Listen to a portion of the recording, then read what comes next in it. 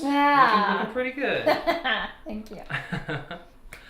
Okay, here we go. All right. All right. We'll pause here.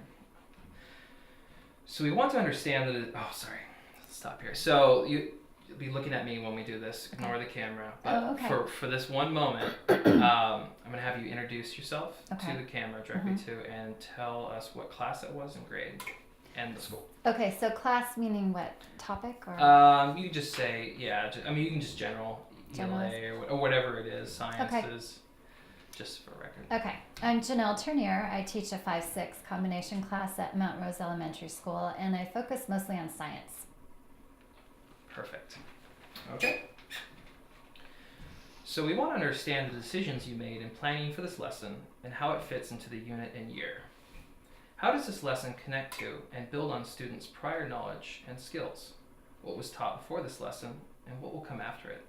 Discuss the sequence of lessons that surround this one lesson. That's a great question. This is actually the beginning of my science unit on oceanography, and I like to engage the students with something that grabs their attention. And studying about a submarine that goes deep down under the water and can discover new creatures that they've never heard of is something that gets them really excited about learning about ocean life and oceans in general. So this is the very beginning of that right now. What they've learned so far this year has had to do with earth science. So we've kind of built up from where our place is in the solar system and then what our planet's like, how it's formed, and now we're moving into the oceans. Excellent. Easy enough. All right, so is the text used in this lesson part of a sequence of texts designed to build skills and knowledge? If so, please give examples of other texts that form this sequence. Oh my goodness, these are really hard questions. Okay. Beneath Blue Waters is the beginning of my science unit on oceanography, and I start with an informational piece of text that is also true to life, so that it's something kids will gravitate towards and also they can grab onto, and I get them thinking about what they could do in the future, so that it's not just a dry science textbook that we're reading. We're not reading about how oceans are formed yet. We're not reading about what's down at the bottom of the water and what land formations there are. We're actually reading about the scientists that are involved. So right now we're reading this really cool informational text, and then we'll move into what's actually going on down there into the science textbook. And by the time we get to the science textbook, they're pretty excited to learn about that stuff because they actually want to go down there because they've been engaged in this text about Alvin and the scientists who work on Alvin. All right. All right, here you go. Here's the next level, the bonus round. And we're going to talk about the standards targeted for this lesson. Okay. If you want to look. So the question is, talk about the standards targeted in this lesson. What did you do to make the lesson reflect the full intent of that standard? Okay, so the standards that I focus on are obviously informational text reading and writing, and a lot of speaking and listening, and some language standards. The informational text that I focused on really got the kids using annotation and being able to cite evidence to build their argument and claim, which was the culminating task for this piece. Excuse me. You want me to start over? It's fine. You unless can you edit want that. to. Okay. Yeah, we can edit that. Okay. Okay. So the culminating piece is where I really start with building my standards, because I know what I want them to be able to do with this text is to understand what the main idea is. And the main idea was to build this argument about how great it was to get to go on this submarine. They needed to understand the text and where they were going to be able to pull evidence from. So reading through really carefully and citing and annotating constantly was what we focused on mostly in this lesson. Perfect. All right. Core action indicators. Okay. Which of the core action indicators do you think this lesson best exemplifies, and why? Darn it, I had this in front of me. Shoot. You don't have those with you, do you? You know, I should, but I don't. It's sorry. all of them. Is that like weird? Okay, I can do this. Okay. All right. I think that this lesson actually really focuses on core action number 1, because the lesson is all about the text. They have been working with me on this text for 2 weeks now, and we probably have 2 more weeks left to go. I always laugh when I look at a lesson plan that somebody's put together for this piece of writing that can last 4 days, because I think there's no way we can get into what's actually going on and the students can get a full understanding of this text in 4 days. We've read it probably 4 times. I've read it to them twice out loud. They've partner read it. I'd say they've read it more than 4 times probably. And as you can see today during the lesson, and this is day 10 of this lesson, they reread again because they're still looking for evidence in the text. So it's very text-based. This lesson just pulls them into the text, and you could hear in the conversations that they were having with their groups and even with me. Well, I found it on this page, or I found it on that page in this paragraph. They really need to be comfortable with the text and know it kind of like the back of their hand so that they can get to this final task and be able to write about it. Perfect. Okay, good. All right. Just give me a minute and I can get it all together. Okay, so now we're jumping into the CCSS stuff. Student engagement is critical to the work of the CCSS. We want to understand how you ensure that all students have the opportunity to productively engage in the work of the lesson. How did or do you support all students in working with grade level text?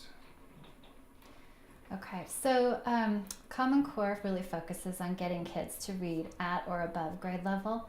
This text is a 6th grade text, but it's probably a little bit higher than that. It's a tough read. And if what I really try to do is get them to struggle with it on their own at first. So they read it for the very first time by themselves. And what I do is give them a sticky note where they can write down any words that they don't understand or a point that they think is important. So they're starting by annotating and already thinking about what I do know and what I don't know and trying to negotiate that in their own heads. At that point, we then have a class discussion. And it really kind of levels the playing field because there's not one person in that classroom who didn't circle at least 3 words that they didn't know. And so everybody feels, oh, we're all kind of in the same boat. No matter where we are, we all need help. So we have the really great discussions about what these words mean, and then I read it again. And by the 2nd or 3rd time through this text, they get really comfortable. And they also kind of start to rely on each other to help them. I do a lot of classroom discussion with their groups. I make them talk about what we've just read or what they might have a question about so that they can negotiate it verbally and then also do some writing too. So it's really important, I think, for them to read, write, and then talk about what they're reading and writing. Excellent. All right. Words like bioluminescence. Right. Panoramic. That was a big one. Yeah. That's a fun one. The Latin words are the best, though, in that lesson. They just loved those words. Yeah.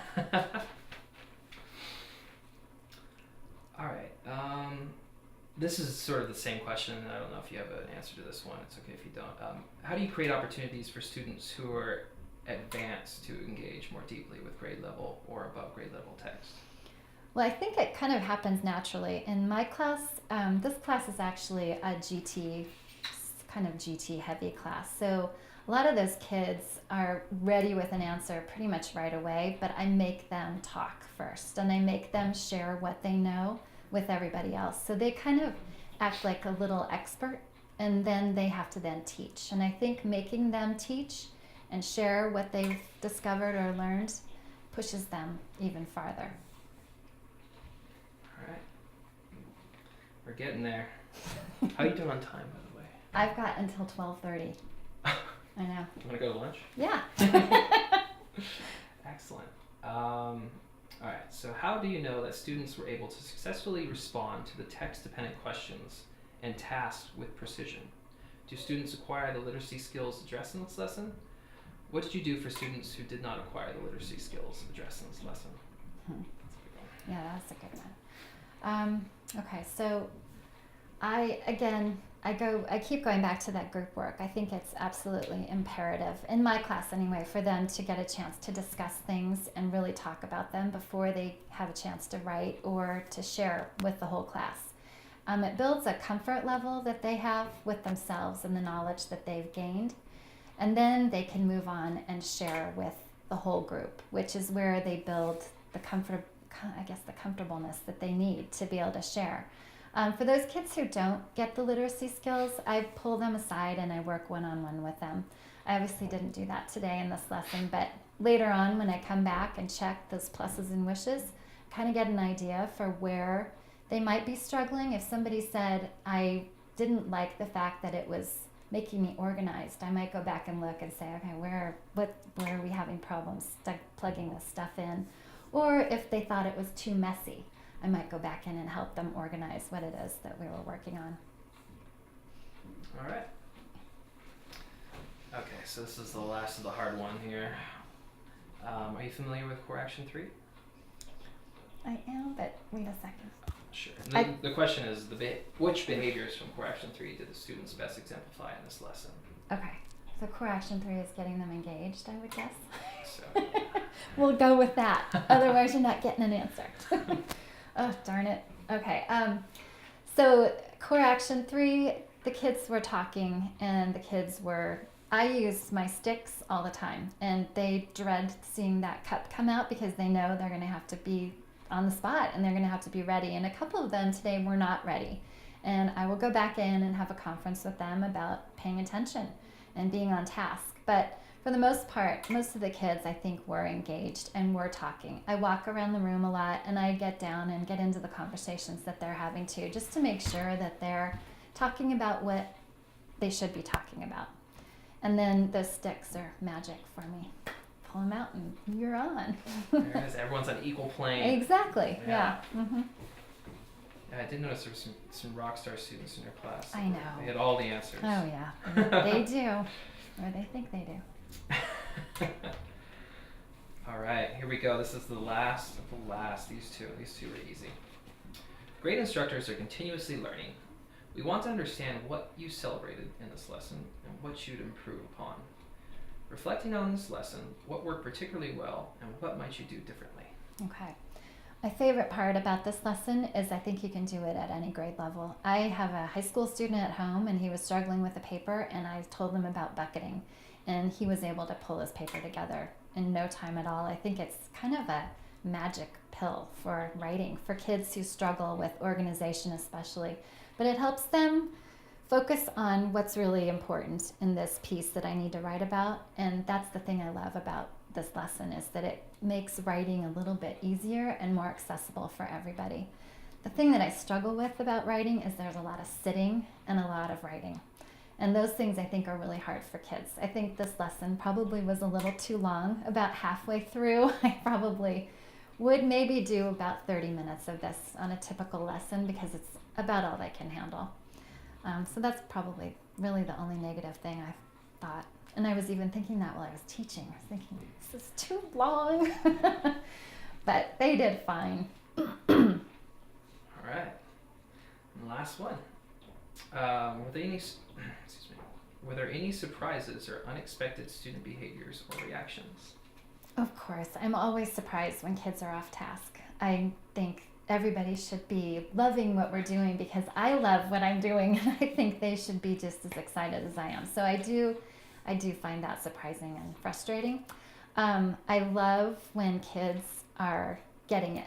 And when I see those hands go up that typically don't go up, even though I'm not going to use the hands to call on them, that gets me really excited. And I saw a lot of that going on today with a couple of the kids sitting in the front who typically don't talk. They were really interested today. So I love that. All right. You did it. Done? Flying colors. Yay!